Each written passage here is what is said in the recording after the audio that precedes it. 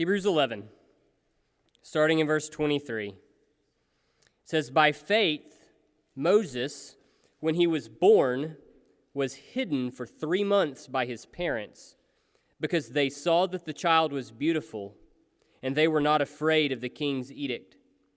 By faith, Moses, when he was grown up, refused to be called the son of Pharaoh's daughter, choosing rather to be mistreated with the people of God than to enjoy the fleeting pleasures of sin. He considered the reproach of Christ greater wealth than the treasures of Egypt, for he was looking to the reward. By faith he left Egypt, not being afraid of the anger of the king, for he endured as seeing him who is invisible. By faith he kept the Passover and sprinkled the blood, so that the destroyer of the firstborn might not touch them. By faith the people crossed the Red Sea as on dry land, but the Egyptians, when they attempted to do the same, were drowned. By faith the walls of Jericho fell down after they had been encircled for 7 days. By faith Rahab the prostitute did not perish with those who were disobedient, because she had given a friendly welcome to the spies." When my kids were small, I used to read them works of philosophy. And there's one that I would recommend to you. It was a rather thin philosophical work it's very helpful, called Horton Hears a Who. It's written by a doctor, a PhD of some sort. Theodore Giesel is his real name. He's a doctor of, sociology or something. I've never heard of it before, but Horton Hears a Who is actually an incredible book when you look at it. Horton, if you follow the story, or if you're familiar with the story, maybe for some of you old heads, it's been a while since you've read Horton Hears a Who to anyone, and so maybe you don't give a hoot. I don't know. But Horton is an elephant, and he hears something no one else can hear. He hears on a speck of dust a group of people who live in Whoville. You might have heard of Whoville. Apparently, they live on a speck of dust in this universe, and Horton hears them crying out for help. No one else can hear them but Horton.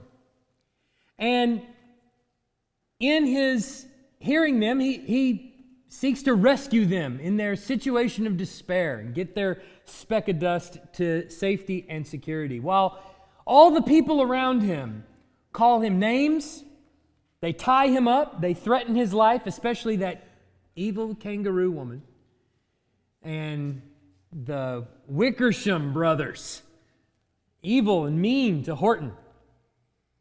All the while, the elephant keeps telling the people, "I meant what I said, and I said what I meant." Elephant's faithful. You remember it? 100%. He says other very important things in the book, like a person's a person, no matter how small. It's an argument against abortion, right? Right there in a children's book. A person's a person, no matter how small. There might not be a better illustration for our passage this morning, believe it or not, than Horton Hears a Who. In spite of all the pushback of society around him, in spite of mockery and in spite of unbelief in the society around him, he perseveres doing what's right. Well, perhaps if Horton got baptized, he might phrase it a little bit more like Hebrews chapter 11. We've been looking in Hebrews 11 at faith from different angles. We saw originally at the beginning of chapter 11 in verses 1 and 2 that faith is God's down payment that he gives to a person as evidence that his promises are real. And it produces in those people a very peculiar reaction. They become peculiar to everyone. They do things that no one else would really do unless they had faith, unless they really believed that God's promises were true. We saw in the next part of the passage that faith is actually the means by which we understand the unseen God. We can't really wrap our minds around Him except that we have faith that allows us to actually see what we otherwise would not understand or know. Then last week we saw that faith, it causes us to live as pilgrims in this world. All the people that he brings up in all of the scenarios that they're in, they're looking at a land that is distant from themselves. They trust in a promise of God and they walk toward this eternal city, obeying Him along the way. And they're putting all of their stock in a world that is to come and not in the world that is currently here and passing away. And now, as we get into this next section in verses 23 all the way to 31, we're going to see faith actually has another component as well. First, we're going to see that faith stands firm when worldly pressure increases. Faith stands firm when worldly pressure increases. Look with me at verses 23 to 27. By faith, Moses, when he was born, was hidden for 3 months by his parents because they saw that the child was beautiful and they were not afraid of the king's edict. By faith, Moses, when he was grown up, refused to be called the son of Pharaoh's daughter, choosing rather to be mistreated with the people of God rather than to enjoy the fleeting pleasures of sin. He considered the reproach of Christ greater wealth than the treasures of Egypt, for he was looking forward to the reward. By faith, he left Egypt, not being afraid of the anger of the king, for he endured as seeing Him who is invisible. You can see in this section of the text, there's this common thread that goes through all of these verses. And it's this oppressive government of Egypt that the faithful people of the children, the Hebrews, are standing firm against. And we see this first in the passage in how Moses' parents resisted Pharaoh's laws. Moses' parents resisted Pharaoh's laws there in verse 23. Remember, if you will, if you can think back in your mind to the story, some of you may be unfamiliar with the story of Moses and his upbringing, and some of you may be old news for you. But in Exodus 1, Pharaoh issues this decree that all the Hebrew male children that are born should be killed by the Egyptian midwives. And so every pregnant woman of the Hebrews who are enslaved by the Egyptians are fearful that Pharaoh, through the Egyptian midwives, are going to put to death their male child. Well, what ends up happening in the story is that the midwives of the Egyptians disobey Pharaoh.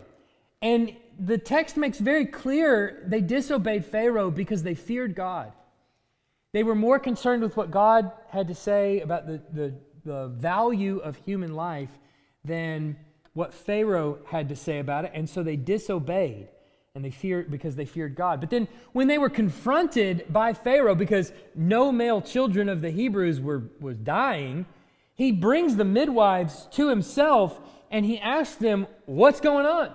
Why aren't you obeying my laws?" And they lied to him, and they said to him, "The Hebrew women are not like the Egyptian women, for they are vigorous and give birth before the midwife comes to them."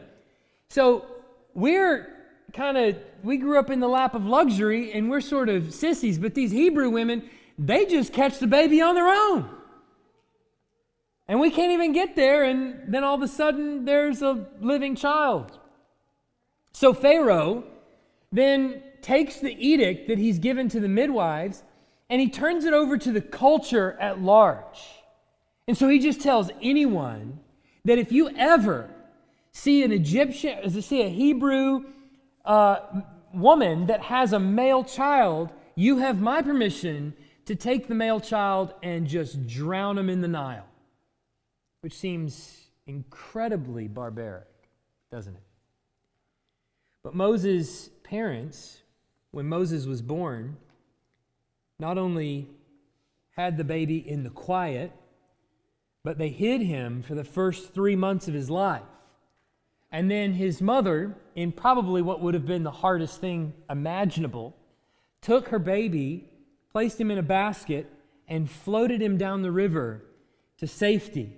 And wouldn't you know it, but that someone in the river happened to be bathing at that time. It's Pharaoh's daughter. She catches the baby in the basket and keeps the baby as her own and raises him as her own. But the author of Hebrews tells us that it was not just decency, not just courage, not even just the respect or value of human life that led the parents to keep Moses, but he specifically tells us that it was their faith in God that caused them to refuse to obey Pharaoh's laws. It was faith that caused them to see Moses as a beautiful gift from the Lord rather than something to be killed out of ease and convenience. Boy, isn't that something that we'll preach today. Government, tyranny, you see, didn't just come through direct governmental pressure like we see Pharaoh enacting laws. We see it also in how Moses rejected a privileged life. There was pressure from society that was coming from the laws of Pharaoh enacted on the people. You shall kill all the male children of the Hebrews. But it didn't just come that way. It also came through a privileged life. The pressure is increasing on the people of Israel during this time. Moses takes center stage there in verse 24 all the way up through 28. It shifts from his parents to him. Obviously, being raised by Pharaoh's daughter comes with certain privileges of the lifestyle of luxury that being the child or the even adopted son of the Egyptian princess would afford you. There's certain comforts and privileges that come with that. And we know that as part of his story, he's going through the land of Egypt one day amongst the Hebrew slaves, and he finds an Egyptian that is beating a Hebrew slave mercilessly. And he looks left and right. He makes sure no one is coming around the corner, and he takes this Egyptian and he kills him, and then he drags his body into hiding. The author of Hebrews is telling us that this act of defense at that moment was choosing something. Moses, as he walks through the people and sees this Egyptian beating this Hebrew and chooses to take the Hebrew's side in the matter and kill the Egyptian, not just step in and separate them, but actually put the Egyptian to death and hide his body, is choosing something. He's choosing the mistreatment of the people of God over, the way the author of Hebrews phrases it, is the fleeting pleasures of sin. He sees it at that moment when Moses steps in and kills that Egyptian. He makes himself a wanted man, and he knows it, or he's going to come to find that out.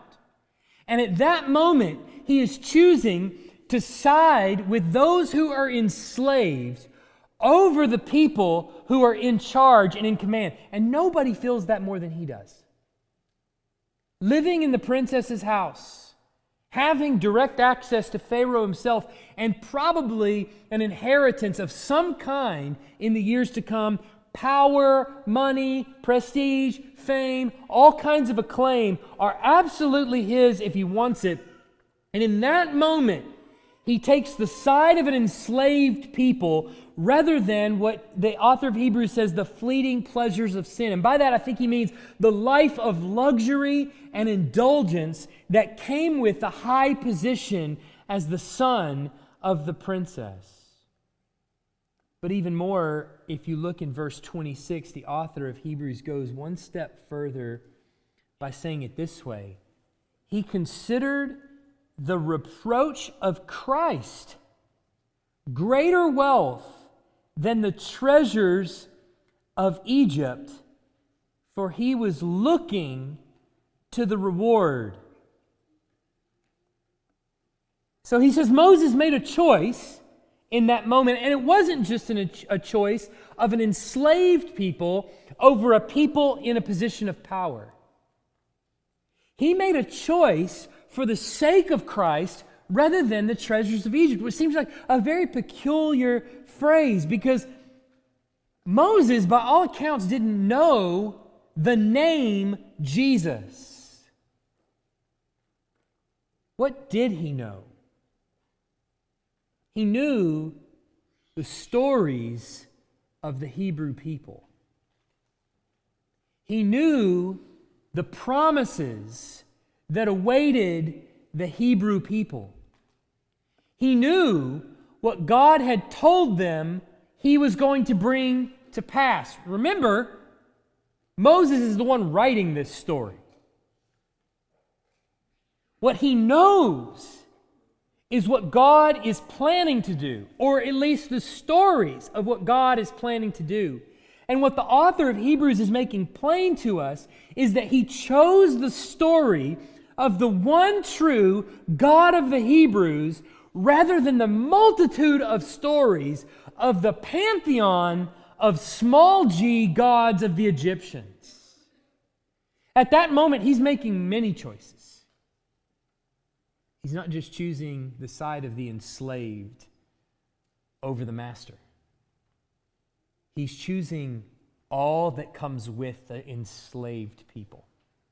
And he's bearing the reproach, as the author of Hebrews says, that will end in Christ coming down as the fulfillment of all those promises of God. He's choosing the promises of God rather than the promises of Pharaoh in that moment. What was it that caused him to do that? It was faith, he says, that caused him to reject the comfort, the cultural acceptance that comes with the privileged life he was adopted into. And he chose instead the favor of the life of a rebel against Pharaoh. Faith stands firm in the face of tyranny. But finally, we see that play out in how Moses endured an angry king. Moses endured an angry king. Just refresh your mind, look at verse 27. By faith, he left Egypt, not being afraid of the anger of the king, for he endured as seeing him who is invisible. As you've probably read, Moses didn't leave Egypt immediately after killing the Egyptian. He went and thought about what he'd done. And the next day, Moses sees two Hebrew people fighting against each other. And he steps in and he breaks up the fight. Doesn't put anyone to death this time. He comes in and he breaks up the fight between the two Hebrews. And when he does, they ask him, "Who appointed you master over us? Wasn't it you that killed that Egyptian yesterday?" Now, these two men, by all accounts, were not a part of the skirmish that happened yesterday and the subsequent murder that took place. So Moses gets the understanding that the rumors about what he did yesterday are quickly spreading and will eventually make it to Pharaoh. And the text says this in Exodus chapter 2, verses 14 and 15. Then Moses was afraid and thought, surely this thing is known. When Pharaoh heard of it, he sought to kill Moses. So it did become known. But Moses fled from Pharaoh and stayed in the land of Midian, and he sat down by a well. Now, this is kind of interesting because the author of Hebrews tells us in verse 27 that by faith he left Egypt, not being afraid of the anger of the king. And Exodus 2 tells us specifically that he sought to kill Moses, that in verse 14, then Moses was afraid and thought, surely this thing is known. So which is it? Did he leave not in fear, or was he in fear? And as you know, when the question is framed like that, the answer is yes. Was Moses in fear, or was he not in fear? Yes. Well, the first time he left, no doubt, was in fear. He feared Pharaoh. What the author of Hebrews is making plain is that while Moses made that fearful journey out initially, he also made the fearless journey back into Egypt to free the Hebrew slaves, which precedes the verses that are coming next in the Exodus. Moses felt fear, to be sure, of Pharaoh initially, but fear did not have the final word. What was it that ultimately led him to actually trust God and follow through with what God was commanding him to do? It wasn't fear that had the final word. Faith outlasted fear. Because why? He says Moses saw him who is invisible. The thing that changed for Moses is in Exodus 3 when he comes upon this bush that's burning and is not being consumed. And out of it is the voice of the angel of the Lord who says, take off your shoes, for the ground you're standing on is holy ground. Who are you? They're going to ask me, who is it that sets them free? Tell them I am sent you. See, Moses encounters the living God, and seeing him who is invisible, it changes his fear to faith. And what ultimately tells the tale is faith over fear. The common thread in these verses is that God's people remain faithful under severe pressure, including but not limited to the tyrannical powers at work in Egypt, namely Pharaoh. The author of Hebrews, I think, wants to challenge his readers, and probably us as well. If you look all the way back at verse 10:39, he reminds them of this. But we are not of those who shrink back and are destroyed, but of those who have faith and preserve their souls. Well, faith surely is all the things that we've seen so far.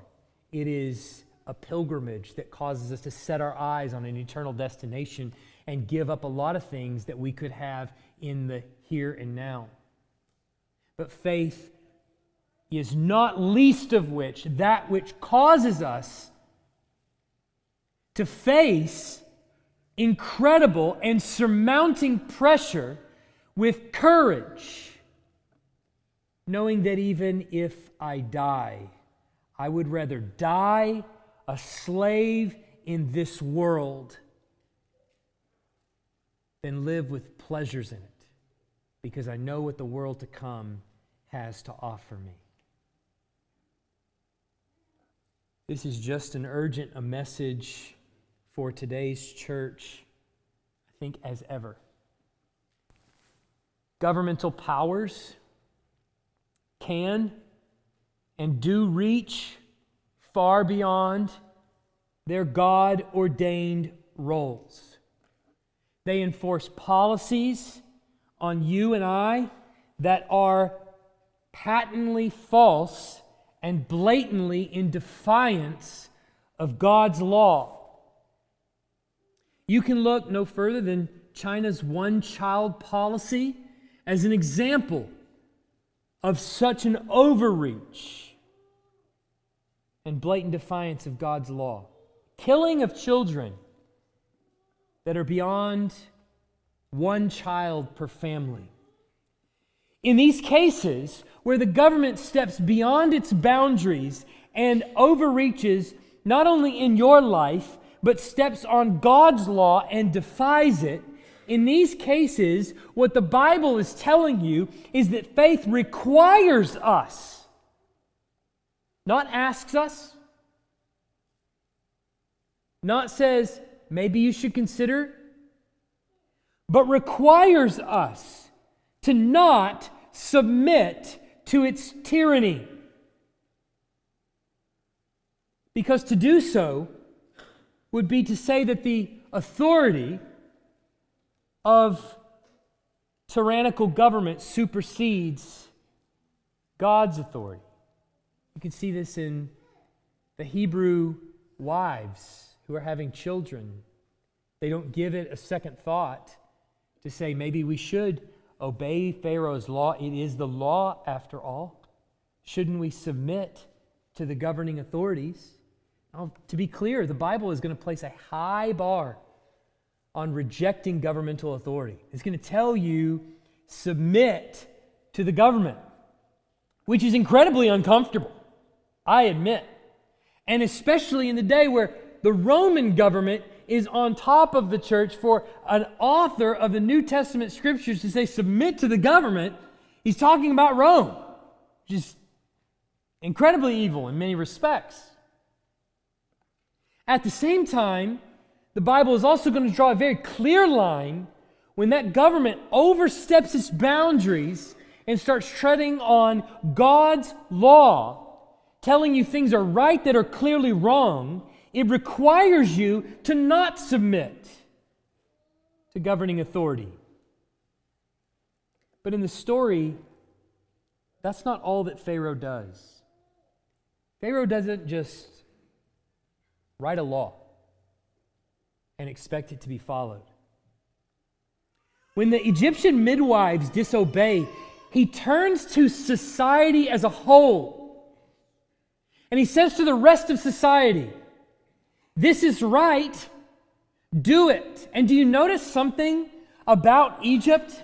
By all indications, it says that Egypt is quite happy to oblige the tyrannical laws of Pharaoh. Tyrannical authority doesn't just make an overreaching policy that treads on God's law. No, it enforces that policy through society as a whole. It becomes favorable in society to think that the things that are right are wrong, and the things that are wrong are right.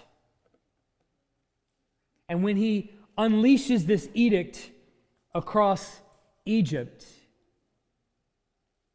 it falls favorably amongst the Egyptians.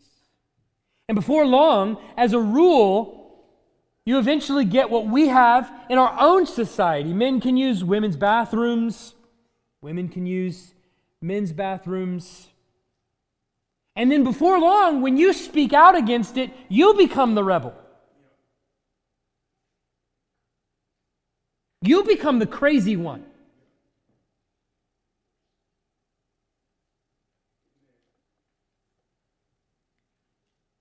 Notice also, the pressure of tyranny does not only come through brute force either. That's one way to look at it. Pharaoh unleashes laws, and those laws become favorable, and society as a whole turns against what is clearly right. and calls it wrong. It's clearly right to look at children as beautiful. Society in Egypt now turns and says it's wrong because of an edict from Pharaoh. But that's not the only place where it comes. That tyrannical force or that pressure that faith has to respond to also comes through luxury and fleeting pleasures. That's another thing that is produced, the trick, if you will, of the devil himself in society is not just to force on you laws of tyranny that require you to either respond in faith or shrink back in fear, but also to lure you in with luxury and pleasure, like being raised in Pharaoh's house. It comes through fear of others or of the punishment they can bring, like Moses before Pharaoh. Now all of a sudden Moses is running from Egypt because he's afraid of what might happen to him. There are endless trappings and forms of coercion that the devil has using this world as his tool.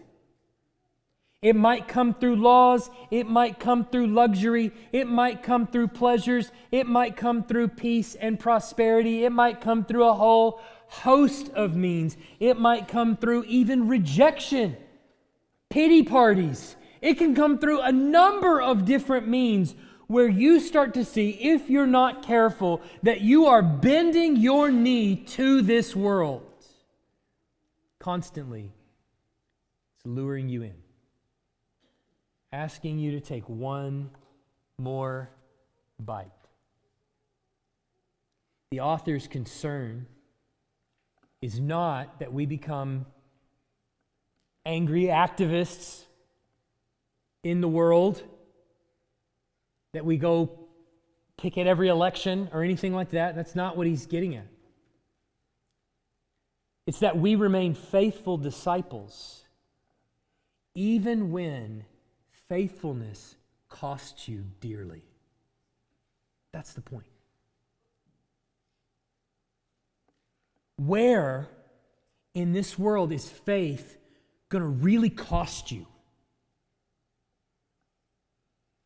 The text is saying that's where it's needed the most. Our concern isn't to rant about the government. That's not my point here, and I hope you don't hear me saying that. It's to remain faithful when the world demands you compromise. The last point we see here in 28 to 31 is that faith stands firm when obedience seems foolish.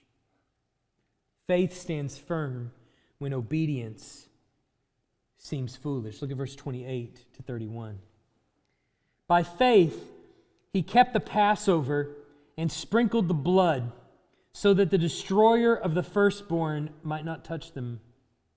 By faith, the people crossed the Red Sea as on dry land, but the Egyptians, when they attempted to do the same, were drowned. By faith, the walls of Jericho fell down after they had been encircled for 7 days.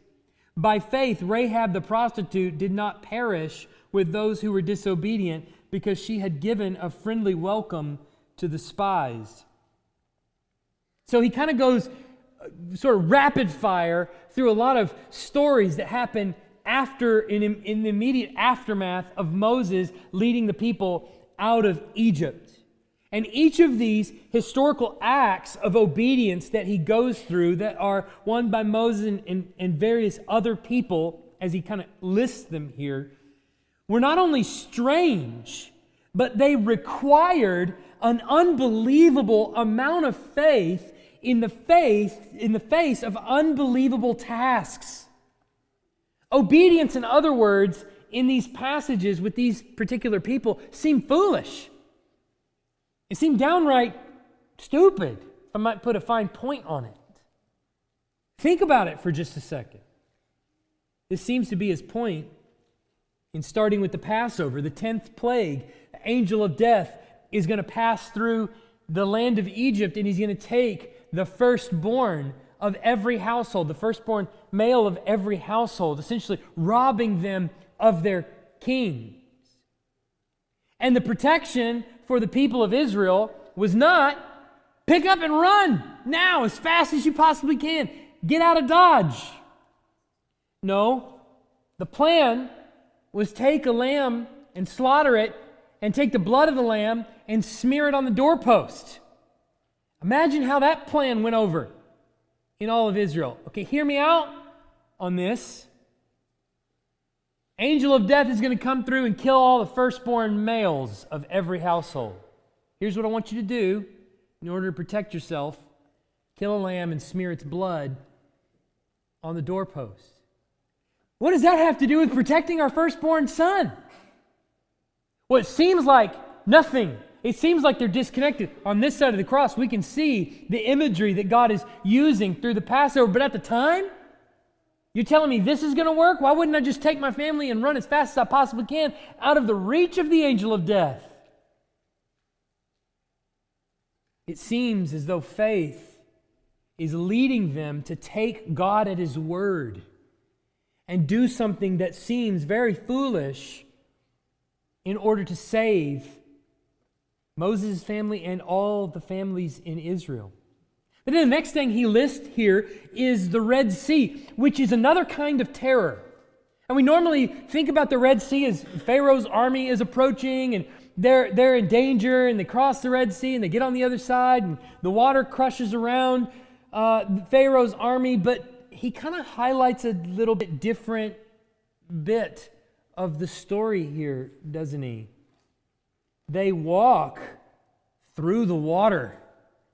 The same water that when they get on the other side closes together and drowns all of Pharaoh's army. So I want you to just imagine for just a second as you feel this wind come from out of behind you and blow the water of the Red Sea into two, and now you are being asked to walk on what is now dry land across the sea, and to your left and to your right are these massive walls of water. The only thing holding them back, if you've ever seen Charlton Heston do it, is wind. How courageous do you want to be? Jumping out of an airplane without a parachute is kind of what it amounts to. Now, maybe you've never thought about it from that perspective, but it takes a great deal of faith to just step foot into the middle of the waters. The only reason the Egyptians do it is because they just saw the Hebrew people do it. So they go in and those same walls of water that were held up for the Hebrew people crush in and drowned the Egyptians. That alone is a difficult journey, and Israel risked its life to cross the Red Sea, but it did so for a certain reason. Because faith said, we're going to do what seems foolish, because that's what God is telling us, commanding us to do.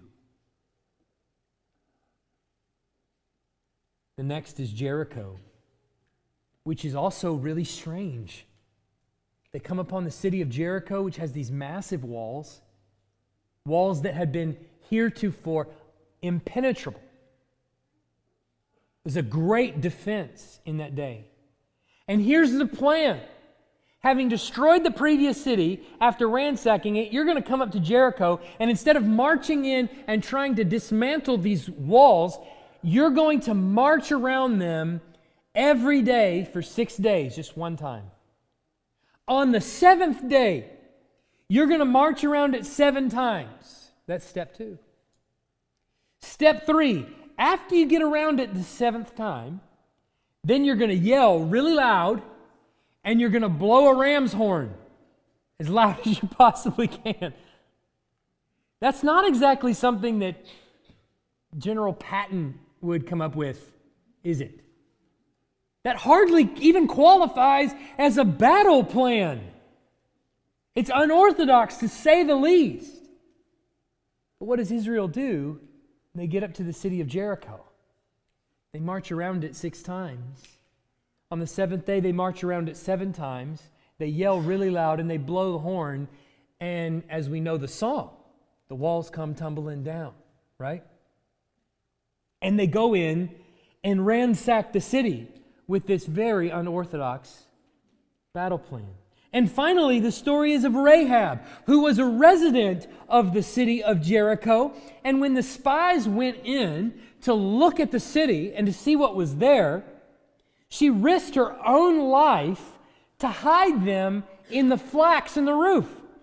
So when citizens of her own town came to her and asked her if she knew where those people went, she said yes, they came, but then they left before the gate went up at the end of the night, and I don't know where they went, leading the people of the city, the men of the city, on a wild goose chase, or maybe a wild Hebrew chase, I don't know, trying to find these people that had left the city. She lied to them. But she's doing so at risk of her own life. She could have been killed. But why does she do it? Because she tells the Hebrew spies when they get here, we have heard about what God did in parting the Red Sea in front of you. We know that the Hebrew God is the one true God. She believed God, in other words. That's the reason she did it. She believed that God was going to give her own city into the hands of the Hebrews, and she wanted wanted no part of the city of Jericho, and wanted all parts in the city of the Hebrew people, the land that they were going to inherit. Each of these acts of faith were a response against different kinds of intensity, different kinds of adversity, and all of the plans seemed foolish. Moses and his family, against the intensity of social pressure, they're rebelling against a king's laws, they're rebelling against society in general. Moses himself is not only rebelling against the kingdom, but taking the side of slave. Israel, Rahab, they're trusting in the Lord's word that it's true, even when obedience to his commands seems less than practical, downright foolish, you might say.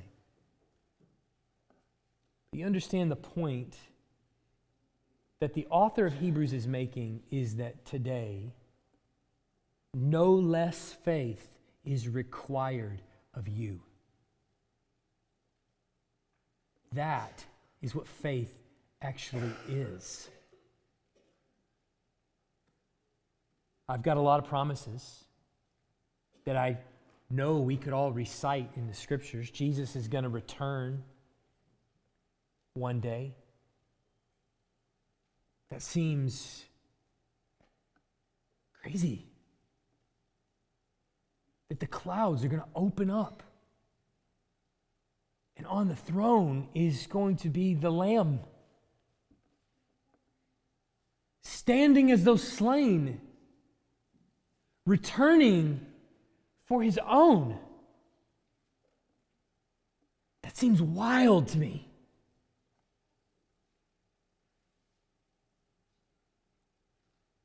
The command that he tells us in Revelation and many other places, but in Revelation he repeats it 1,000 times if he says it once. Endure, and you will be given a crown of life. In the Gospel of John, my family and I are reading, we just read, believe in me and you won't taste death.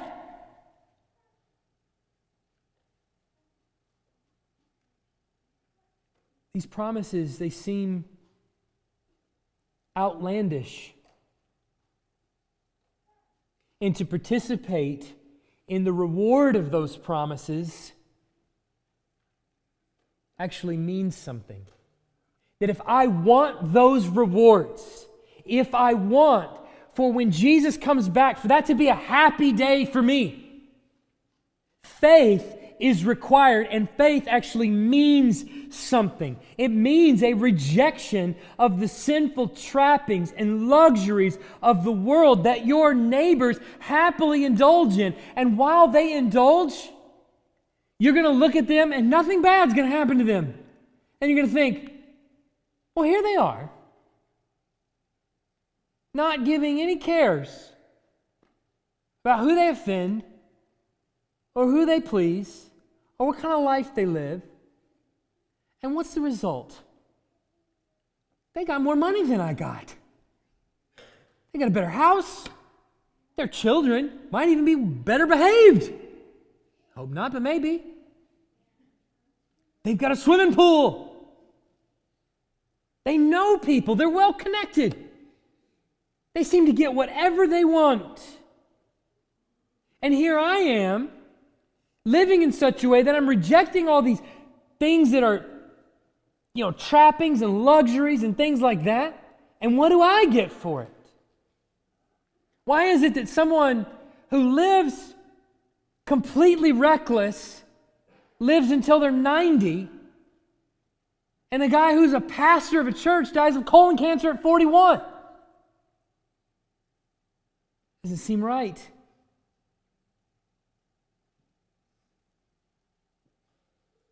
Believing in Jesus often requires that you say and do things that the world finds offensive and maybe even crazy. It leads you to pray when they say, your prayers do nothing. I don't want your words. I don't want your prayers. Not least of which when you do it outside of abortion clinics. That's foolish.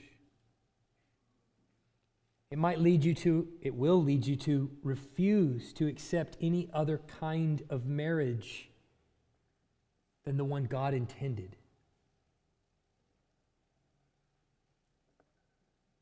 That's foolish. We've evolved past that now. You call it evolution. I call it devolution. But yeah, I think we have moved past as a society in a worse direction. Speaking out on these kinds of things in this world can get you shot.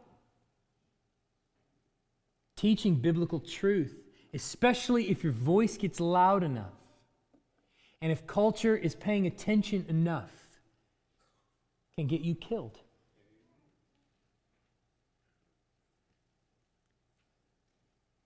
But faith requires it. It's not just about things that we say, it's also about things that we do. We as a people, because we're impacted by the gospel, we live holy lives. That goes from inside your house to outside, both and. Who finds a $20 bill on the side of the road and seeks to find its owner? Someone who's trying to live a holy life does. Who goes back to the grocery store and tells the clerk, you forgot to ring me up for a whole host of things? Someone who's seeking to live a holy life does. Who remains faithful in a difficult marriage when in today's world it's so easy to escape? Someone who's seeking to live a holy life does. Who else but the faithful will apply biblical principles to the discipline of their children, even spanking? I've said it. I already said it. I can't go back and unsay it. Shock. Awe. The faithful will. See, faith is obedience to God's word, even when the danger of disobedience is invisible. You're still obeying God's word even when you can't see the danger that lies ahead. It's obedience even when the path before you looks deadly, when you can see the danger of obedience. When the commands seem nonsensical, when it costs you everything. But you see, the reason that you do so is important. Horton heard something that he knew was true, and no one could convince him otherwise. But you, Christian, have heard the good news of the resurrection of Jesus. You know of his return. What action does that require of you? Whatever it is, faith commands you go there. Let's pray. Heavenly Father, we are grateful for your word, the challenge that it represents, the difficulty. I pray for clarity. I pray where anything that has been said that's unclear, it would be cleared by your Spirit. That you would give us wisdom and discernment to know what those things faith is calling us to do, or you through faith is calling us to do. Pray most of all that you would give us help in doing it. Where you have called us to walk in obedience, perhaps where we are being disobedient at this moment, pray that you would bring conviction. Call us into the fray. That we might willfully walk through the waters that you have parted in order to obey what you are clearly commanding us to obey. Pray all these things in Jesus' name.